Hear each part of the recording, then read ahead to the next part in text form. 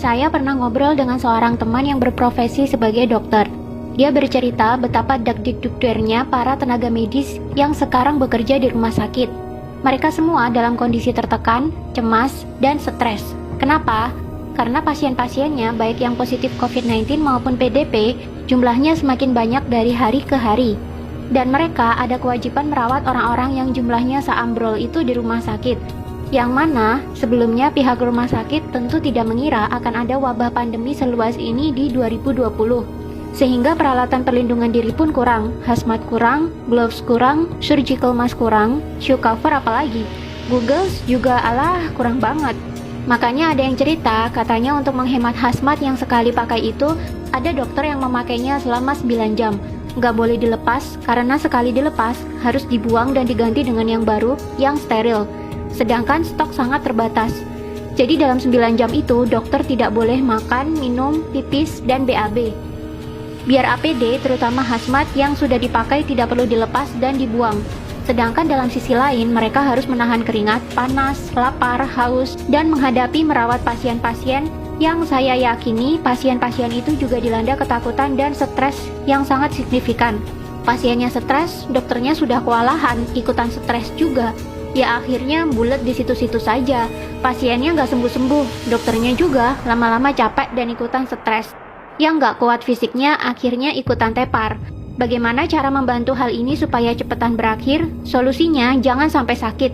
Saya di awal sudah sangat tidak setuju dengan masifnya media-media mainstream yang bolak-balik memberitakan angka penderita COVID-19 setiap saat.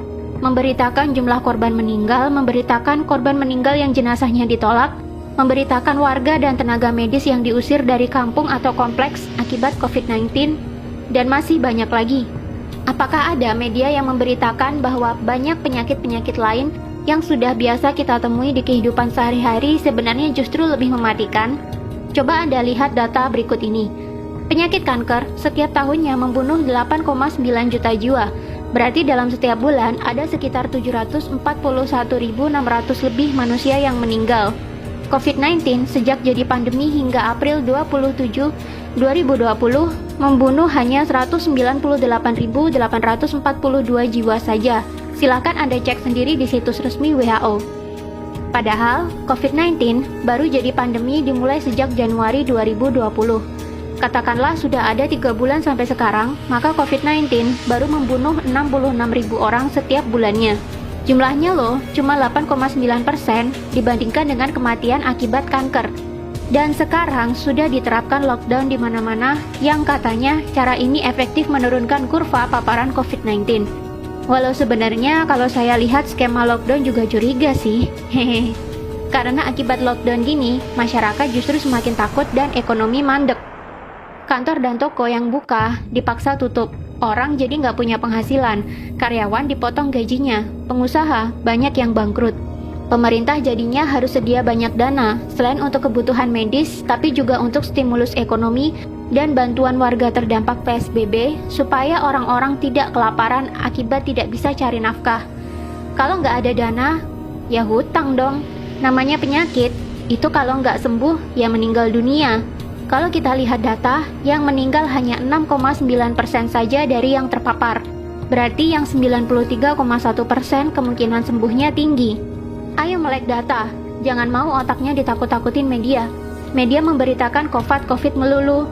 Akhirnya cuma menebarkan kekhawatiran dan ketakutan. Orang yang khawatir, takut, was-was, sistem imun tubuhnya malah turun. Akhirnya malah kena penyakit macam-macam.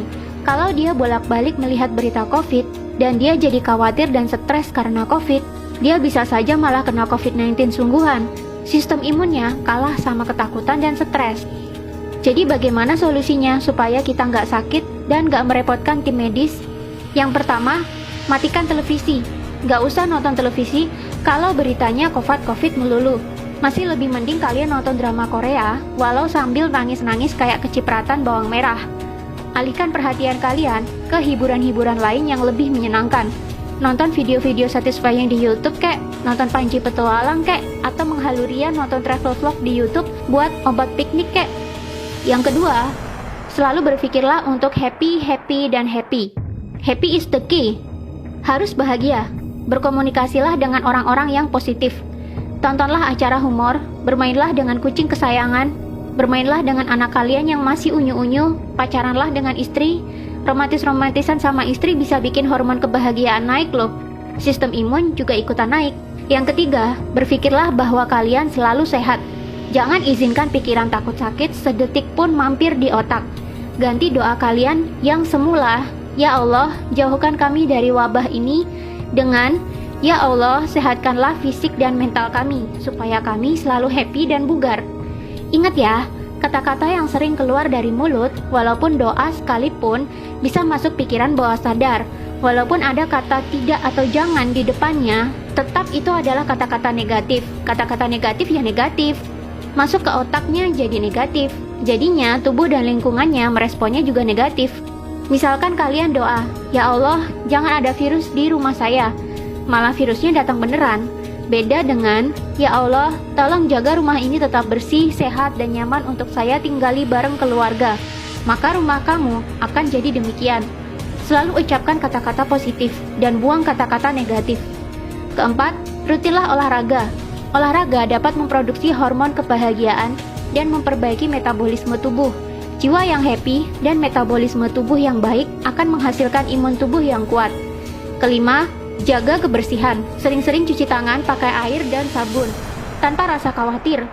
Cuci tangan karena niatnya pengen bersih, bukan karena takut COVID-19.